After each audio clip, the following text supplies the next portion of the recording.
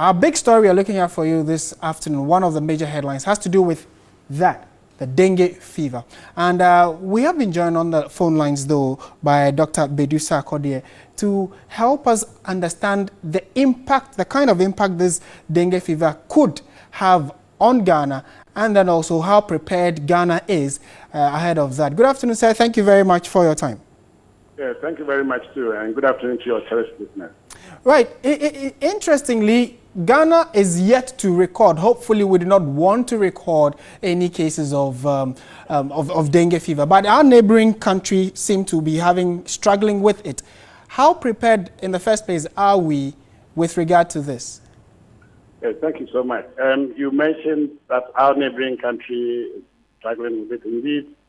Burkina Faso has reported confirmed dengue fever outbreak, and the outbreak started as far back somewhere in August this year, and they are still in the outbreak. They are doing everything possible to contain the situation, but then it's not over. We picked this as alert, looking at the proximity of Burkina to Ghana, and then also the high traffic of passengers and business between Burkina and Ghana. And based on this, alert has been sent to all the various regions within the country to get the information and then step up and enhance their preparedness and response mechanisms for early detection and then appropriate actions to be taken should it happen to be with us. Indeed, the way the disease spreads, though we have not observed a case confirmed yet, but then the risk is very high. The transmission is by the bite of the female Aedes mosquito. This mosquito is all over the country, particularly in the urban areas. And it is just by bite of infected person, and then the mosquito biting another person, then the disease transmits.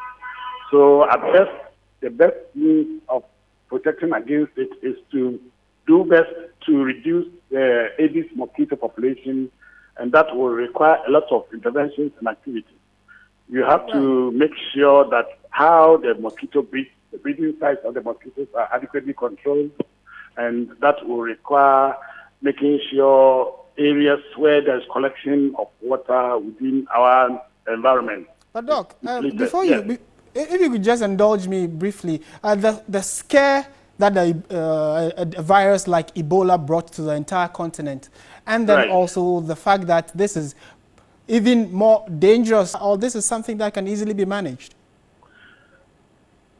We need to give adequate attention as we did to Ebola, because this one, Ebola, there's a need for person-to-person contact for somebody to have it. But this one, there's a vector, and the flight range of this vector is more than 100 meters.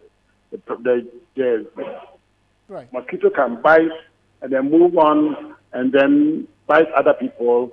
So we need to pay adequate attention to this so that we are not overtaken by them. Okay. Thank you very much, Dr. Asiedu-Dartey, for your time. He is the Director of the Public Health Service and has been giving us his position on the dengue fever, which is transmitted through the bite of mosquitoes. And the difficulty for us here is that as a country, we already have issues of malaria, struggling with it. So the same vector that transmits malaria, mosquito, this one is a female mosquito, is the one that is giving or spreading this dengue fever. So let's look at some statistics of how it is spread.